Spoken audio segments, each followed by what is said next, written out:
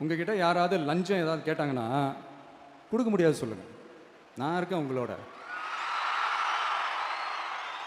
அப்படியே யாராவது ஃபோர்ஸ் பண்ணாங்கன்னா இது எங்க மகன், எங்க புள்ள, எங்க அண்ணன், எங்க தம்பி, எங்க விஜய், எங்க விஜயோட ஆட்சின்னு ஸ்ட்ராங்கா சொல்லுங்க.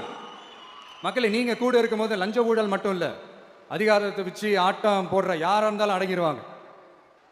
இந்த 50-55 நாட்கள்ல அங்க செஞ்ச சில விஷயங்கள்லாம் சட்டசபையிலே எடுத்து சொன்னேன். பட் இங்க ஒரு சில விஷயங்கள் சொல்லணும்னு நினைக்கிறேன். இந்த மின்சாரத்துறையில் இதுக்கு முன்னாடி போட முடியாமல் இருந்த அந்த பதவி உயர்வை இப்போதான் எங்களால் போட முடிஞ்சது. அதுக்காக ஒரு அக்கா அழுதுகிட்டே ஒரு நன்றி சொன்னாங்களே, அதெல்லாம் உங்க கண்ணில் படாது அந்த வீடியோலாம். ஒரே சொல்கிறேன் உங்களுக்கு. அடுத்து, லஞ்சம்லாம் ஒழிக்க முடியாது, ஊழல்லாம் ஒழிக்க முடியாது, அதெல்லாம் பிளட்டிலேயே ஊறி போய் இருக்கு அப்படின்னு சொன்னவங்க போய் ஒவ்வொரு கவர்மெண்ட் ஆஃபீஸாக பாருங்க. ஒரு பைசா லஞ்சம் இல்லை, ஒரு பைசா ஊழல் இல்லை, வேலையெல்லாம் சும்மா டக்கு டக்கு டக்கு நடக்குது.